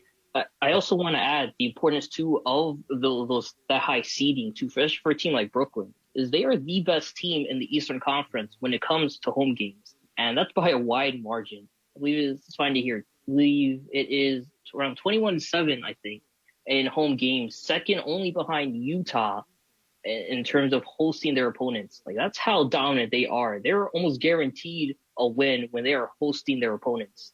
So for a Knicks team, if they're able to find a way to get home court advantage through the first postseason series, maybe the first couple, or if the Nets catch a cold streak and the Knicks maintain that consistency, you could see the entire standings just get flipped on its head somehow. And honestly, deliver something that I don't think any one of us could have predicted at the start of the season. Yeah, that would be crazy. That would just be crazy. But having said that, all of a sudden, New York has become a basketball town. How about that? New York has not 0, not 1, but 2 good basketball teams. Again, is the way to describe it. New York has always been a basketball town from the point of view that all you have to do is look at every NBA roster and see how many guys come from the area. Carmelo Anthony, Tobias Harris. Yeah, for sure. Yeah, But okay. cast to help you win games. That's what's going to be the key if you want to look like a standout team. Yeah. Well, so now having said all that, let's shift to a different sport. So these teams aren't as good as the Knicks and Nets, but, one team is playing particularly better. The Yankees, they look better. They just took 3 out of 4 from Cleveland, and they split the series versus the Braves. So what's been better? Go ahead, Matt. I know you want to say something. Well, I got to say, before getting to that, if anybody who's listening, you're not watching the Dodgers-Padres right now, you're missing out, because this has been one insane series between these 2 teams. And right now, in the top of the 10th inning, it's tied at 7. They just got out of the top of the 10th inning. It's now going to the bottom of the 10th now. I'm ahead of you, Joe. Spoiler. Watching it online. Yeah, I'm watching it on my iPad, so I figured the stream is probably a little bit behind regular TV. But like I said, I won't spoil you, if anything, if there is a... Too late now, you just spoiled it. Yeah. No, big-time strikeout. Nobody cares about California. Come on, nobody cares about California. Let's talk about... Well, you will now. Well, guys, honestly, this rivalry between the Dodgers and Padres is kind of replaced the Yankees-Red Sox. I knew you were going to say... I knew baseball. It has. Brought up. You can't say that. It Yankees, has. Red Sox. That's like... The Padres are vastly improved. They have been picked to be a legitimate threat for the National League pennant. They are the one team that can seriously challenge the Dodgers in the National League West, and they're doing it. Yeah, but they don't these have the games bad are blood. great. They don't have the bad blood that the Yankees and Red. Oh, but you know what? Let me tell you something. This is actually taking it to another level. And to me, to be honest with you, I'm with Matt on this one. This is truly unbelievable. I mean, you go back to even yesterday's game, and I know we'll get to the Yankees in a second, but go back to yesterday's game when Fernando Tatis and Trevor Bauer come up face-to-face against each other. And Tatis Jr. hits not 1, but 2 home runs. And in each of those home runs, basically mocked, trolled Trevor Bauer. So, I mean, it's turning into something fun, and it's really funny because Trevor Bauer then spins it in the post-game press conference that he is actually embracing that because that's what he wants to see in the game. He wants to show that these players love having fun playing against one another, and it's not as much as bad blood, and he's trying to bring that whole positivity to the game. But let's be honest. The Padres are there to dethrone the LA Dodgers. and there will be blood, and there will be hatred, and you will have benches clearing, whether Trevor Bauer is the Mr. Positive here, okay? I honestly can't wait for somebody, at least on the Padres, to throw somewhere around or near him to brush him off the plate a little bit to kind of keep his cockiness and arrogance a little bit more to himself. Listen, don't get me wrong. I understand the message he's trying to preach across there. I'm not against that. Right, but when you get again, two teams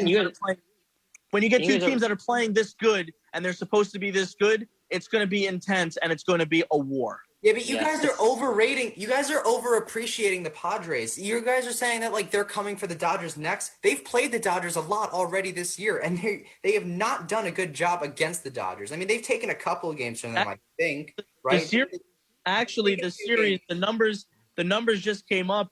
It's better than you think. Each team has won 3 games apiece. So technically, this is Game 7, and it's tied 3 games apiece between the two teams. So I don't think we're overvaluing it at all. I think this has been one terrific series, and it's turning into a pretty amazing rivalry that baseball desperately needs, number one. And number two, it 100% is going to replace this Red Sox-Yankee rivalry. Let's face it, the Yankee-Red Sox rivalry has not been alive for quite a number of years now.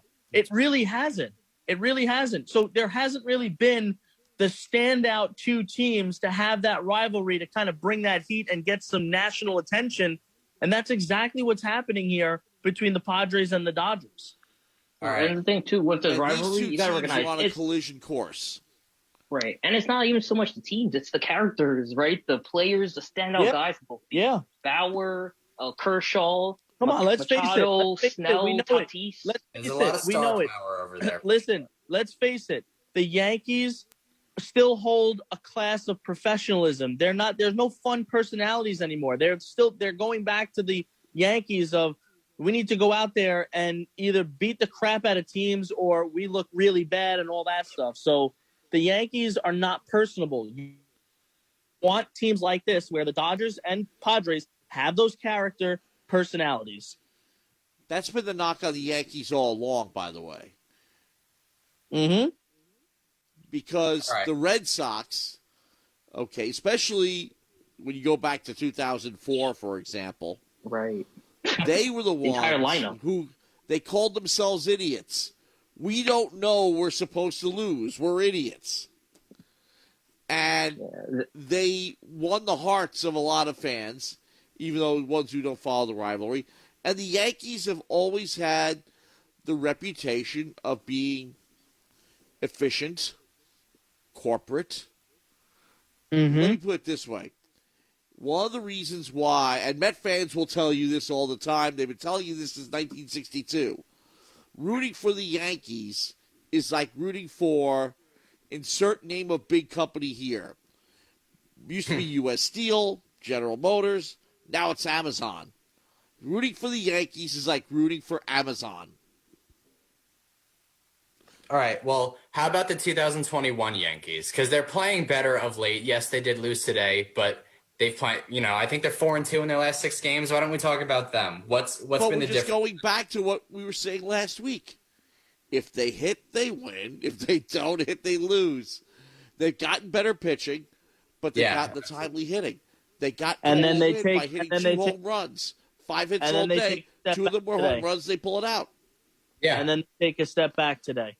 Yeah. Well, but that's 2 out of 3. 3 out of 4. You can't 2 out of 3. You're not going to sweep Cleveland. Cleveland's not that bad, even though they're off to a slow start too. Yeah, they're not a very good hitting team, but they've got the pitching to slow down a team like. Look, my only issue is that the problem that I'm having with the New York Yankees is that they are taxing their bullpen. Their starters cannot. Luckily, there's Cole, but how long are you going to count on Cole to give you 7, 8 solid innings to give that bullpen a break? Look, and we're going to talk about it. We're going to talk about it, but not just to, I just want to bring this situation up because it's the same thing with the New York Mets. Their bullpen had been taxed. Jacob deGrom has to then go out and pitch 9 innings. He has to pitch a complete game to give his bullpen a rest. Now, granted, Jacob deGrom is playing. It's on a different planet. But that's what workhorses. That's what aces do. That's what Cy Young Award winners do. But again, that's the biggest issue for me. The biggest issue for me is that the Yankees are taxing their bullpen, and it's not good. Yeah, well, that's just to point out, Matt said it, but he kind of glossed over it. He said, yeah, they pitched better. No, they absolutely pitched better. To me, that's the reason why they won. If they just pitch okay, they would just have to be okay for them to win. Yeah, I know that the bats have not been good enough for them to just be okay. But you know what? They hit some home runs this series. Aaron Hicks hit a couple home runs. Rougned Odor hit a couple of home runs. You can't rely on Rougned Odor, but he hit a couple home runs. He's one guy in the lineup, and sometimes you need guys like that. That's why Brett Gardner is still a Yankee. Yeah, for sure. Because when you need him, he's there. And He's going to be there again. When he seems like he's the odd man out, these problems often have a way of solving themselves. Somebody gets hurt, somebody hits a slump, and he's right back in there. Right. Well, now on the other end of the subway, there's the New York Metropolitans. So we were talking about them last week when they were 7-4, that this could be a very good team. And then they went to Chicago, and it looks like they're not a very good team. Now it's early. I don't think any Mets fans are panicking. The offense, however, is just not hitting. They are hitting way too many ground balls. They got swept in 3 games in Chicago by the Cubs. I don't know if the cold weather had anything to do with it. It was just above freezing. It was like 37 degrees all 3 nights there. So maybe that had something to do with it.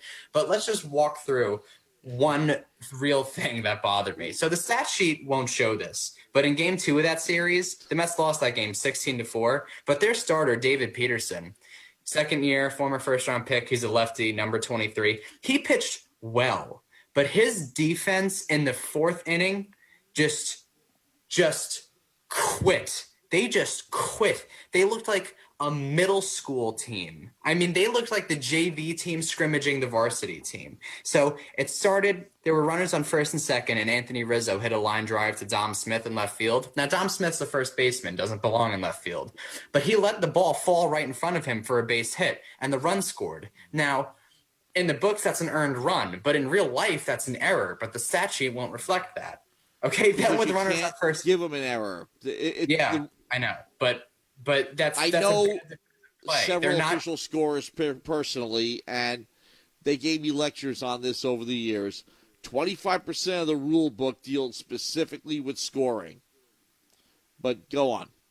Yeah, so then this isn't about official scoring. This is going to be about how the Mets defense failed him. So just. But what I'm saying is, if the ball drops in front of you, and you don't get a glove on or anything like that, even though you probably should have caught it, you can't rule it an error. I'm aware. I'm just saying this. I'm saying this for the box score scouts, for the people who look at the stats and go, oh, wow, he pitched horribly. That's not what happened. So that goes in the books as an earned run. Then with runners on first and second and 1 out, Javier Baez hits an easy double play ball right at J.D. Davis, but he forgot to catch it. He just left it in the dirt, and so that loaded the bases. That would have ended the inning. Instead, it loads the bases. And you can't assume a double play, so some of those runs are still earned. So then Peterson walks a run in. So now it's 2-2. That tied the game. And with the bases loaded, David Bodie, the second baseman, he's also a third baseman, but the second baseman for the Cubs, hit a pop-up into shallow right center field. And Jeff McNeil went out there deking the runners, pretending that he was going to catch it, but he had no intention of catching it. And Michael Conforto, their right fielder, thought McNeil was going out there to catch it. So they miscommunicated, and the ball fell between them for a 2-run single. That's another play where it's not an error, so those runs are earned, but that's horrible defense. In that inning, 7 runs would score. 4 of them were unearned. And then the 3 runs that were earned shouldn't have even been earned. So that's what happens when you have to get extra outs. Yeah, the Mets defense just gave up. And then after that, you know, some rookies came in, some minor leaguers who were called up that week came in, and they allowed, you know, Javier Baez hit a grand slam at one point. They lost 16-4. But really, it was that inning that just showed me, like, they're better defensively with Lindor at short and McNeil at second, but like they're still very exploitable on that side of the ball. Now, and then as I was talking about earlier with the hitting, hit too many ground balls and they're not hitting with runners in scoring position. Not even close. They're just rolling over, popping up, striking out on bad pitches. They lost game 1, 3-1, but they loaded the bases in the top of the 9th inning with 1 out. Craig Kimbrell could not throw a strike. And then Nimmo struck out. He could not get the runner in from third with nobody out, with less than 2 outs. And then Lindor rolled over. You remember Craig Kimbrell in the World Series a couple years back? Yes. Why? What about? That was when he didn't he allow like 8 runs in 11 innings that postseason? Like, he was awful. Yeah, pretty good. Yeah. So, but that's what I'm saying. Is that's what it just rang a bell? What you're describing. Yeah. Well, before he got to Chicago, he was he's still on a Hall of Fame trajectory. But before he got to Chicago, he had a career ERA below 2. Simply because of how bad he's pitched in Chicago, his career ERA is now at like 2.15, just from 2 seasons. Right. And this is his 3rd year. He's been pitching well this year, but he could not find. It just tells you, over the course of a long career, if you have one bad year, hang on 1 year too long. Yeah, Mickey Mantle's batting average, lifetime batting average is 297, I believe. If he retired a year or two earlier, it would have been over 300. Mm-hmm, for sure. And he regretted that. The Mets couldn't come up with a big hit. The Mets couldn't come up with a big hit in that game. In Game 3, it was the exact same thing. They had chances. They were down 3-0. They ended up coming back to tie the game at 3-3. Pete Alonso, who's been on a tear, hit another 2-run homer. And then J.D. Davis, who can't catch a ball, but he could hit a ball a mile, he tied the game with a pinch hit RBI double in the 7th. It was 3-3 for the next couple of innings. They went to the 10th, and Jason Hayward walked them off. So the Mets got swept. But then they took 2 of 3 from the Nationals. They came home, and they took 2 of 3 from the Nationals. And we have to mention Jacob DeGrom. Susan. Yeah, we have to mention Jacob DeGrom. He had one of the best games of his career. He had a Little League game.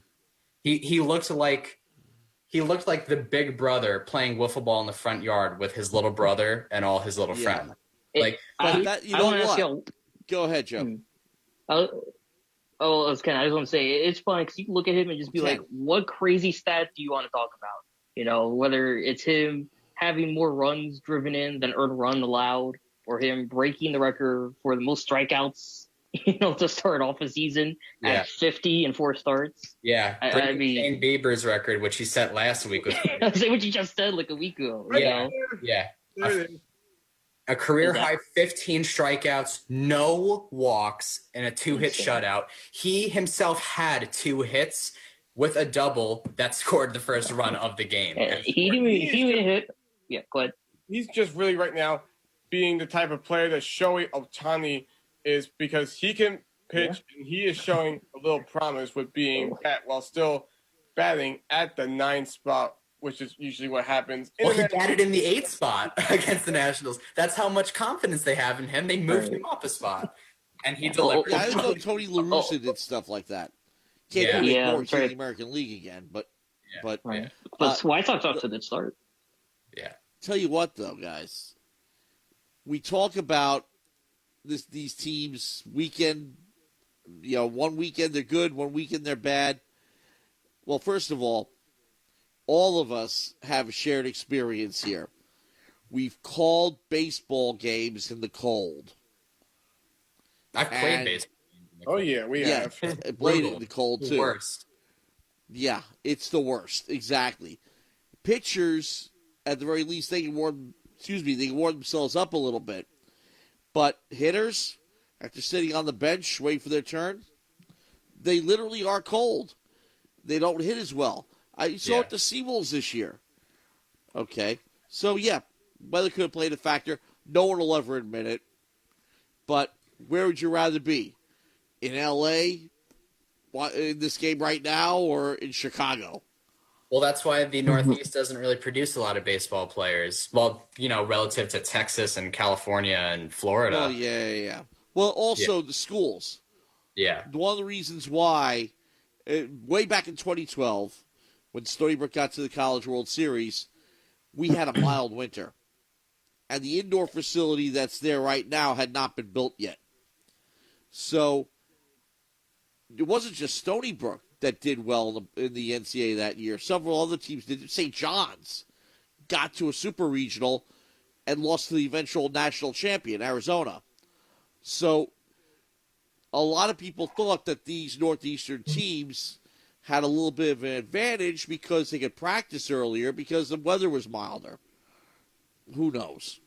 Yeah. All I know is if you were following the Seawolves leading up to that year, you knew that they had what it took. I mean, Matt Sank said 2 years prior that that team was capable of getting to a super regional and did and advanced. Yeah. But 2011 was a little bump in the road because they didn't hit in the America East, despite hosting at Joe Nathan Field. By the way, that was the last time 2012 was the last time we hosted at Joe Nathan Field. Then they moved to UMass Lowell for a few years because they play in a minor league ballpark. Okay. Now they brought it back to the home, which is why, I think we're all looking forward to the Seawolves finishing in first place so we can do the America East at Joe Nathan Field. Yeah. And prior to that, it was requirement that the schools have lights. So what we ended up doing is in 2008, I think it was in 2007 as well, we finished first in the America East again and had to play at Farmingdale. Farmingdale has lights. They also have a press box. They have a nice facility. Yeah. But back in those days, we didn't have Joe Nathan Field wasn't even built yet, so it was just, a very crude setup there. We had all right, hold on. How did we go to... Matt, hold on. Let me just say something real quick because we've got to transition to the NHL. But last week I was talking about how the Mets bats eventually will get hot and they'll get hot at the same time. So right now, two guys who are getting hot. Pete Alonso hit 3 home runs the past couple of days. He hit a 440-foot dead center home run today. And Michael Conforto over his last... It's now up to, hold on, I just have the stat with me right here. Over the last 9 games, Michael Conforto is hitting .290 and slugging over .500. He hit his first home run of the year yesterday, and he hit a double today. So they've got some guys getting hot right now. They'll start turning the corner. They shut out the 4-0 today and took 2 of 3 from them to get back. I digressed a little bit. But my whole point was weather early on in the season does play a role, despite the fact that everybody denies it. Go ahead, Joe. Sure. No, yeah, I mean, I agree with that statement. Real quick, I know we're moving over, but the Mets need to get their hitting on a consistent level. Look, both the Yankees and the Mets have to get their hitting on a consistent level because last I checked, prior to, I think, both of the series that they went into, both teams were near the bottom of the league when it came to team batting average. So they need to get their bats going. They're both on 10. With runners in scoring position especially. The Mets at one point last week were 4th in batting average and 15th in scoring, which is last, by the way, if you don't know. So, for the National League. So, but also another underrated aspect, the Mets bullpen has been pitching very well lately. So that's something to keep an eye out for. It's something that hasn't been a thing since, 2016, last time they made the playoffs. So that's a good sign for the Mets. But now let's go to the NHL. Go ahead, somebody. Take it away. Ken. Okay, Joe. We'll start with the Rangers. You're damn right I'm starting with the Rangers. And I know this is what's going to happen. They're going to do this to their fans where they're going to probably push it to where they'll get within 2 points of the Boston Bruins and then just fizzle out. Look, there's 8 games remaining now for the New York Rangers. The Bruins will have 2 games in hand, but the Rangers are really making it interesting. And got to thank the Pittsburgh Penguins because they kind of helped the Rangers out today, and you're going to have to hope for them to help the Rangers out on Tuesday because they beat the Boston Bruins tonight. The Rangers beat the Buffalo Sabres 6-3, and the Rangers are now within 4 points of that last playoff spot in the East Division. So a lot of things to be excited for, but their schedule does not get any easier from here to finish out the next 2 weeks of the regular season. No, it doesn't help either. They really don't control their own destiny to finish in the top 4. They got less than a 5%. But you want to know something? You want to know something? They don't control their own destiny, but all they have to do is literally take this game by game and just continue to play their game. Whether they make the playoffs or not, this is a team that is going to be scary to watch in the future. I mean, we're starting to see some of these kids materialize. You know, we saw today Capo, the left they're playing your line. Kako has really taken significant strides from his first year in the league last year. Now this being his second, Lafreniere has really settled into his game a little bit. So, you know, there's a lot of things to look forward to. So even if they don't make the playoffs and they're just going on this little run here, the future is surely bright for this team. It's starting to gel, and if it gels at the right time, they could power their way in because the rest of the division is beating up on each other. Right. Again, the magic number I think is 11. You know, that's so you really got to bank and you want to know something? Against Boston a lot, and Pittsburgh even as well. Well, the thing is that the one thing that is in Boston's favor outside of the fact that they have 2 games in hand against the Rangers, they're going to the Penguins on Tuesday, so you're going to have to hope for the Penguins to take care of the job again. But then they'll play 2 games against the Sabres yet again, Thursday and Saturday coming up of this week. So, you know, you got to hope that Buffalo, even though they haven't been very good at all this year, you know, they're almost basically borderline the laughing stock of the NHL at one point. They have played better hockey down this little stretch here. You know, they beat the Bruins the other night 5-1 to help the Rangers. Maybe they could help the Rangers as well. But the Bruins schedule favors them after the Penguin series, where they'll play 2 games against the Sabres, 2 games against the Devils, before they play 2 games against the Rangers, and they'll finish the season off against the Islanders and the Capitals. But the schedule certainly does favor them a little bit more here. So that's why it's going to be tough for the Rangers. Interestingly enough, the Sabres, despite the Rangers beating them today, are not as bad since they made a coaching change than they were earlier in the season. The Sabres could help you too.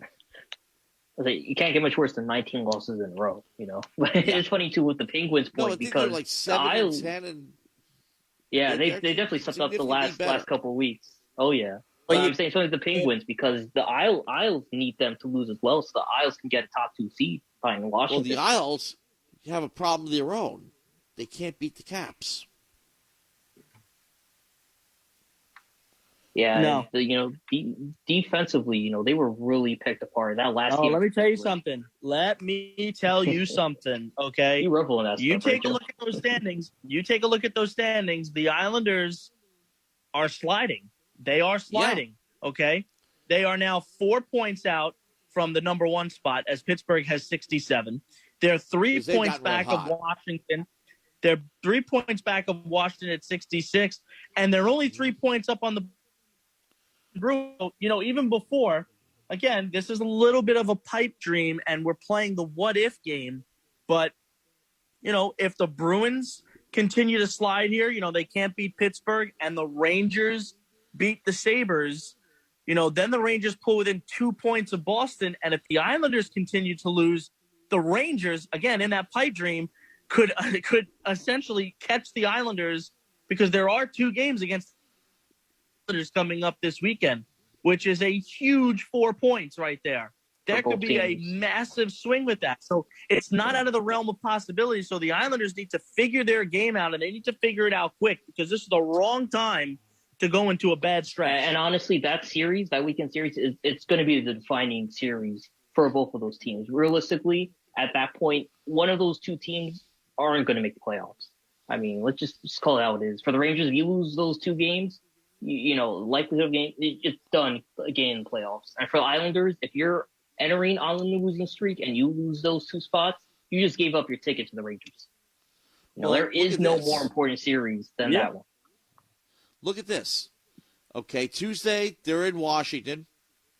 Then Thursday, they're in the Garden to take on the Rangers. And then they play the Rangers again. Okay. So, at home. Then 2 in Buffalo, 2 home against Jersey, and they finish the season in Boston.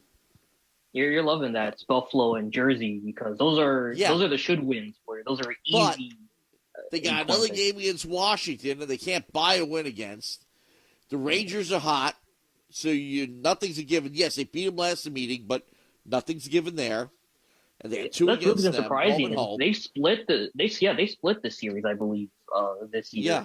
On paper, you But kind the of expect the should-wins Isles to dominate. Are must-wins. Yeah. They're in the situation. Joe is right. Listen. Slack. Listen. If the Islanders, we all know this, if the Islanders have a lead going into the third period, the game is over because they play the trap game. They play the shutdown game where, and that's been a staple of Lou Lamoriello. That's been a staple for Barry Trotz. So if the Islanders can play their game in the first 40 minutes and they go into that last 20 with the lead, they are not losing that game. It's been a virtual lock all year long. True. So, but look, things are getting interesting, and now we kind of and I think the biggest what if that I play, I don't know about you, Matt, but imagine if this was a regular 82 game season. There'd still be 30 games left.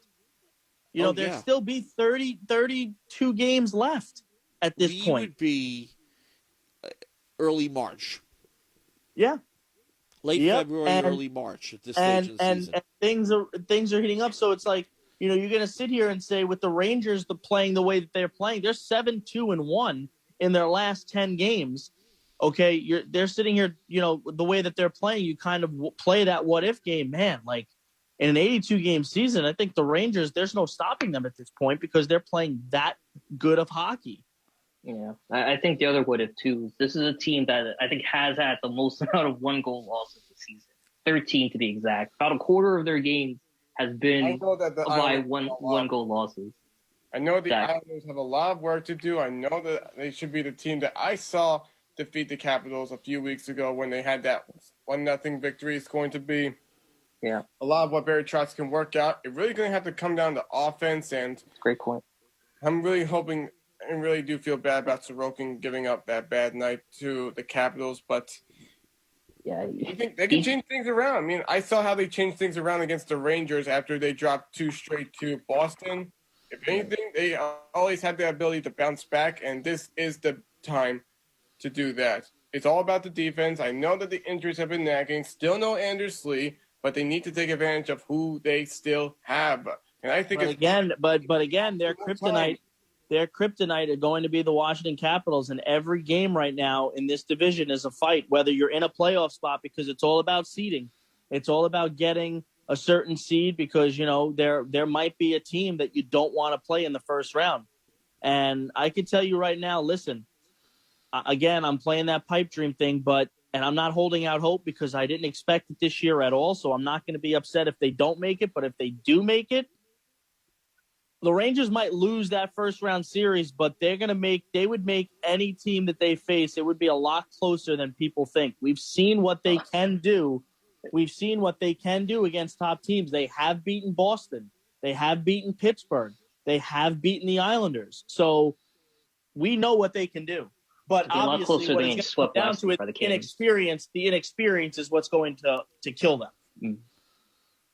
But they're building experience.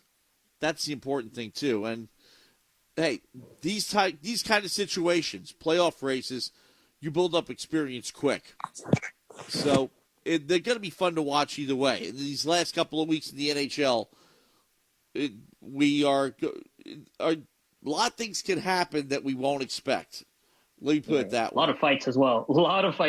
You saw that Sabres Rangers game. You shocked there were in punches, well. Yeah, so big stretch coming down with the Islanders still in their playoff position. The Rangers are not. We'll see what both of these teams do over the next week. And so it's 11:54. We got 6 minutes left for our final segment of the night, and that is relating to the big NFL draft on Thursday. With day one, we are really going to be talking about a lot. We thank Joe Soccoa for being on the air with us.